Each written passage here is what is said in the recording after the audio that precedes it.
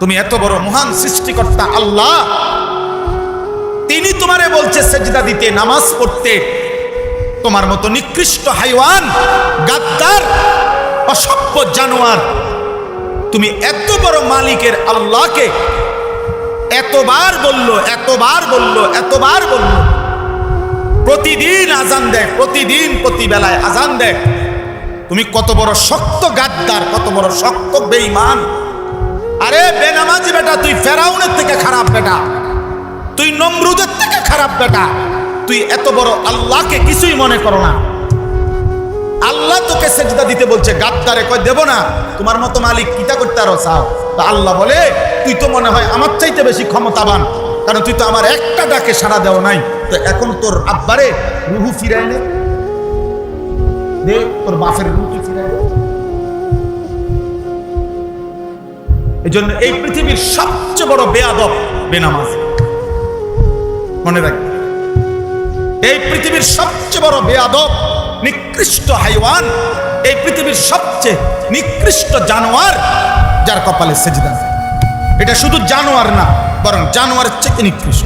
এটা শুধু কুত্তা না, কুত্তার চাইতে নিকৃষ্ট।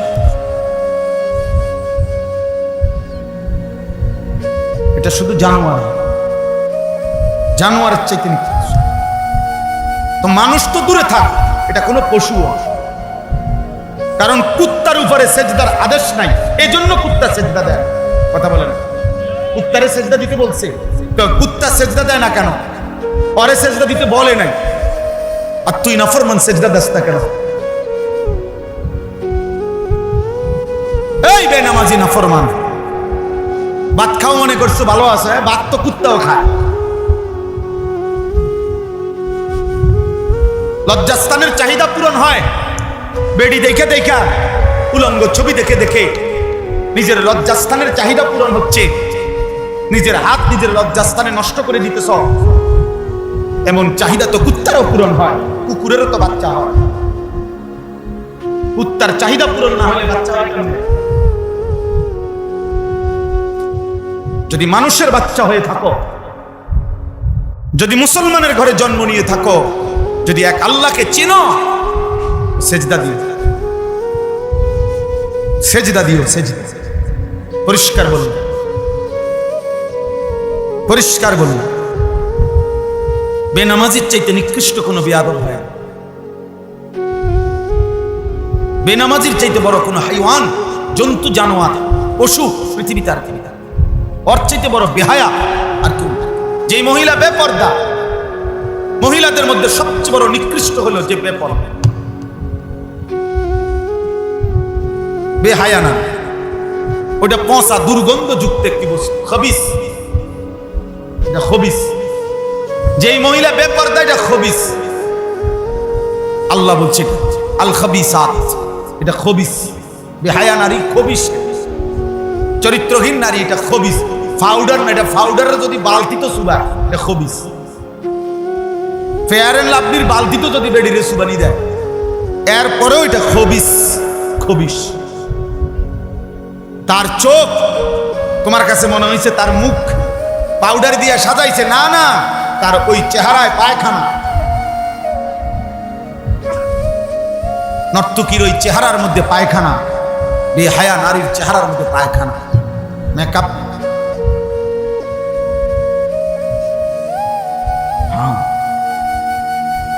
এজন্য 900 বছরের মাতবরি, অহংকার, সুখ, তামাশা ভুলাই দিবে এক সেকেন্ড। ওয়াজাআত সাকরাতুল মাউতি বিল হক। রব্বুল আলামিন বলে, বান্দা মনে রেখো, সত্য সত্যই মৃত্যু যন্ত্রণা আসবে। যালিকা মা কুনতা মিনহু তাহিদ। আল্লাহ বলে, যেই মৃত্যু থেকে তুমি পলায়ন করেছিলে, তুমি ভেবেছিলে তুমি বড় বুদ্ধিমান, তুমি ভেবেছিলে তোমার বাড়ি আছে, বিল্ডিং আছে, তুমি ভেবেছিলে তোমার শক্তি আছে, যৌবন আছে, তুমি ভেবেছিলে আর কেউ মরবে পৃথিবীতে, কিন্তু আমি কোনোদিন মরব না।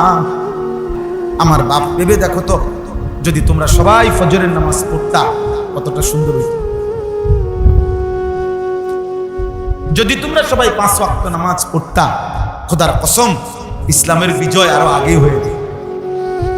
ইসলামের বিজয় আসবে না, ইমানের বিজয় হবে না যতক্ষণ পর্যন্ত আমরা শতভাগ সেজদা না 50% হইলেও হবে।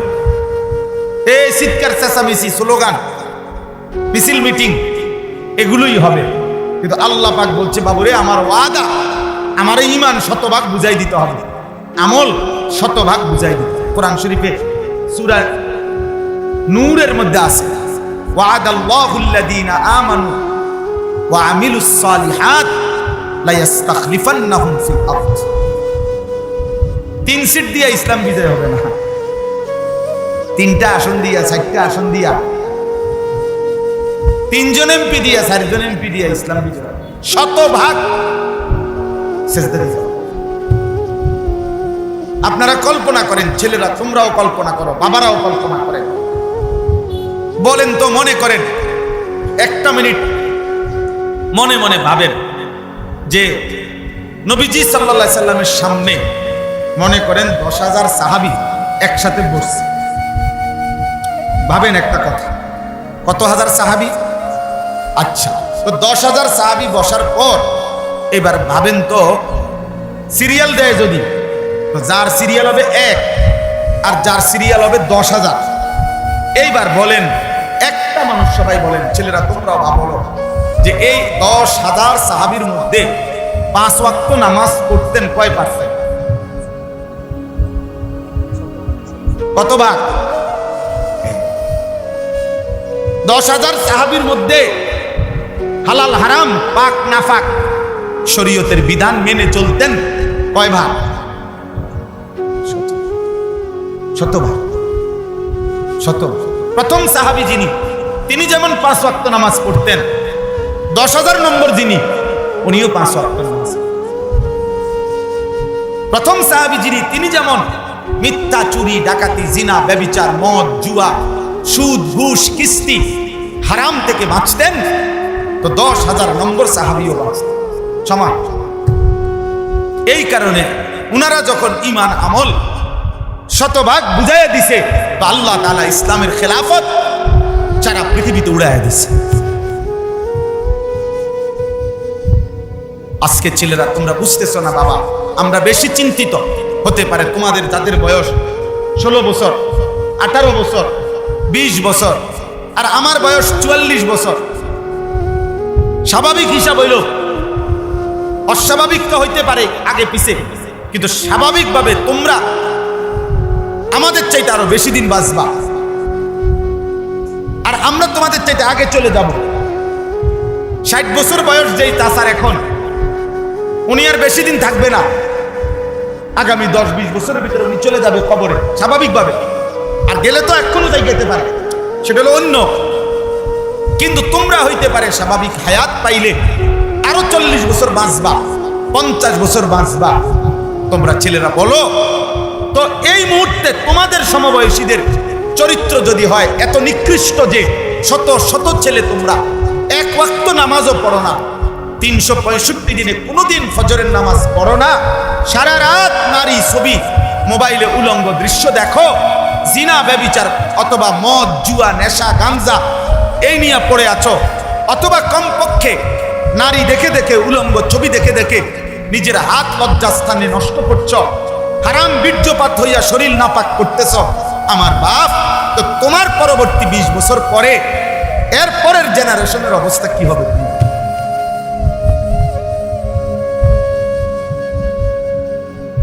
আগামী 40 বছর পর্যন্ত যদি সমাজ এভাবে চলতে থাকে, তো তোমাদের ভবিষ্যৎ কি? তোমাদের ফ্যামিলিতে চরিত্রবান মানুষ পাইবা কেমনে আব্বা? তোমার স্ত্রী কেমনে চরিত্রবান হবে? তুমি যে রুমে এখন 3 নম্বর, 2 নম্বর, তোমার বউ যদি হয় 2 নম্বর। তুমি যেরকম সারাক্ষণ মানুষের বেডি দেখতে পছন্দ, তো তোমার বেডি যদি আরেক বেটার লগে থাকে, থাকবে না মনে হয়? তুমি হইবা অসৎ, তুমি হইবা চরিত্রহীন, আর তোমার বউ হবে রাবেয়া বসরি। এই লম্পট বলো না কেন? যারা নারী দেখো, উলঙ্গ ছবি দেখো, বলো তোমার এই যৌবনকালে কিশোর বয়সে এক ওয়াক্ত নামাজ পড়লা না, তো তোমার ছেলে তো আল্লাহই চিনবে না। তোমার ছেলে তো আল্লাহই চিনবে। আমার 4 বছরের মেয়ে, আলহামদুলিল্লাহ, এমনি বলতেছি বুঝার জন্য, অত কোনোদিন হিজাব ছাড়া কোনোদিন ঘর থেকে গেটের থেকে ওই পাশে যায় না। বললেই বলবে হিজাব কই, হিজাব। কেন? সে তো জন্মের পর থেকে দেখছে তার মা বোরখা পরে, সে তো জন্মের পর থেকে দেখছে তার বড় বোন বোরখা পরে, সে তো জন্মের পর থেকে দেখছে তার দাদি নানি, তার খালা, তার ফুফি, তার চাচাতো ভাই বোন সব পর্দা করে, এরকম হিজাব পরা ঢাকা। এই জন্য এই মেয়ে বাচ্চা বুঝছে যে এটাই পোশাক।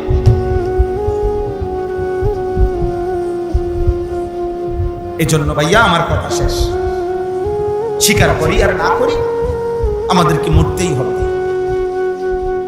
এই গুনাহ, এই নাফরমানি, এই বেহায়াপনা, এই বেপরদিগি, আর যারা আপনারা মাঝ বয়সী উপার্জন করেন, হারাম রোজগার করতেছেন, তাছা অভাব শেষ করতে পারছেন না। এই সুদখোর, হারামখোর, মনে রাখেন অভাব আমনে শেষ করে যাইতে না। সুদ না, পৃথিবীতে একেবারে মূল যে সুদখোরের হেডকোয়ার্টার, তারেও যদি আমরা বাইতাই না বাইন্দাতন, আমনের অভাব যাবে না। আমনের অভাব যাবে। আমনের বাড়ির ভিত্তিতে যদি 2টা ব্যাংকের শাখা খুললাম, তারপরে অভাব যাবে। কিন্তু এই গুনাহগুলো নিয়ে কবরে যাইতে হবে, কিস্তির গুনাহ নিয়ে কবরে যাইতে হবে, সুদের গুনাহ নিয়ে কবরে যাইতে হবে, টেলিভিশনের এই নাটক সিনেমা দেখার গুনাহ নিয়ে কবরে যাইতে হবে। একদিন ওই নর্তকীও থাকবে না, আপনিও থাকবেন না।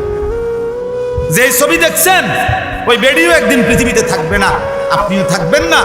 গুনাহ নিয়ে যাইতে হবে, গুনাহ নিয়ে যাইতে হবে। এত বড় কাগজ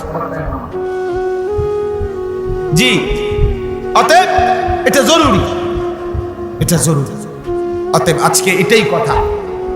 দেখেন কি বলে আল্লাহ, শেষ কথা। আল্লাহ তাআলা বলেন, ওয়ালাকাদ খালাকনাল ইনসানা, আমি তো আমার বান্দাকে, মানুষকে সৃষ্টি করেছি।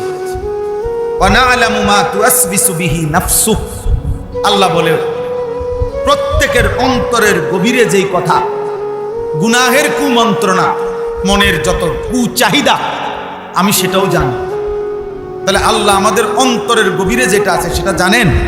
তাহলে আমাদের চোখ কি করে জানে, কান কি শুনে জানে, আমাদের হাত কি ধরে জানে, আমাদের ব্রেন কি ভাবে জানে আল্লাহ?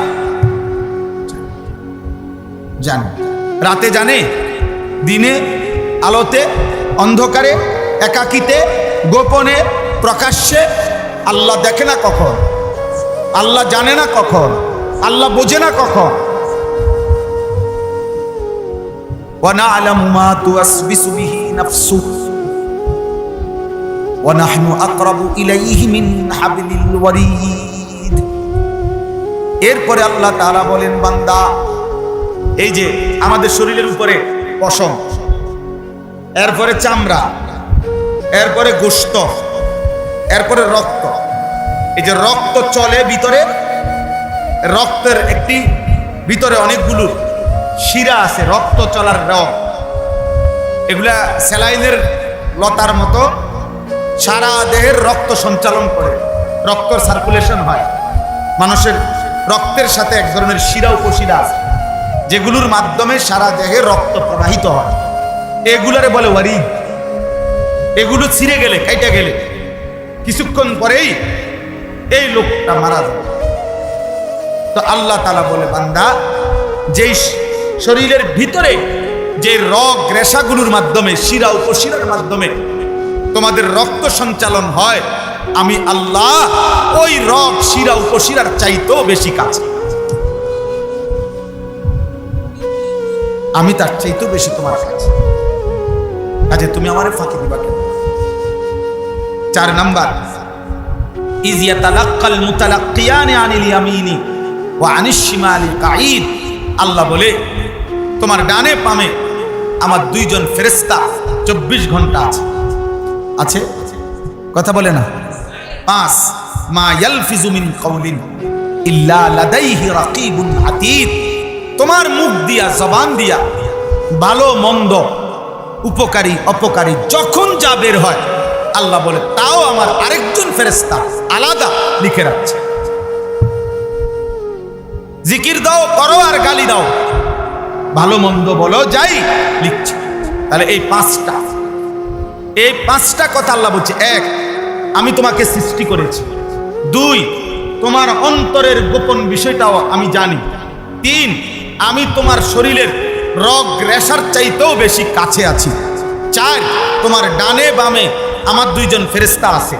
পাঁচ, তোমার মুখের সামনে যা বের হয় তা লিখার জন্য আমার আরেকজন ফেরেশতা আছে। এই পাঁচটি ব্যবস্থাপনার পরে সাকরাতুল মউত বিল হক, আল্লাহ বলেন এই ব্যবস্থাপনার ভিতরে রাখাই তুমি ভালো করো আর মন্দ করো, কাজে লাগাও আর বরবাদ করো, সময়গুলো আমার ইবাদত করো আর নাফরমানি করো। এরই মধ্যে একদিন সত্য সত্য মৃত্যু যন্ত্রণা চলে আসবে আর তুমি কবরেই চলে যাবে।